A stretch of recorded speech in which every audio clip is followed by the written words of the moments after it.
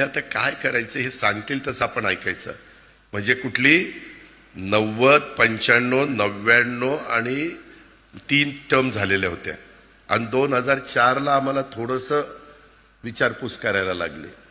परंतु काही काही जण पहिल्या टर्मलाच त्यांना वाटतं की मी मोठा झालो पाहिजे, मी भाषण केलं पाहिजे.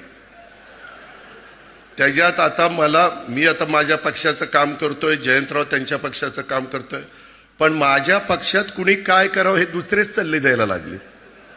मला तर काही कळतच नाही काहींचं. अरे तुमचं तुम्ही बघा ना, आमचं आम्ही बघू ना, काय करायचं आणि काय नाही करायचं. मगाशी बोलत असताना काहींनी सांगितलं की बाबा दादा गावकीकडे लक्ष आहे, भावकीकडे पण लक्ष द्या. भावकीकडे लक्ष दिलं म्हणूनच तू आमदार झालास. जरा जयंतराव त्याला विचारा किती मतं पडली, पोस्टल बॅलेटमध्ये आलाय आपण. त्याच्यामुळं माझ्या कुणीच माती लागू नका. तुम्ही तुमचं काम करा, मी तुम्हाला एक अक्षर बोलणार नाही. मी जयंतराव ज्यावेळेसपासून मी आमच्या महायुतीमध्ये आहे, मी कधी तुमच्या कुणावर टीका टापणी केली? काय कारण आहे? तुम्ही तुमच्या विचाराने चाललं, मी माझ्या विचाराने चाललो.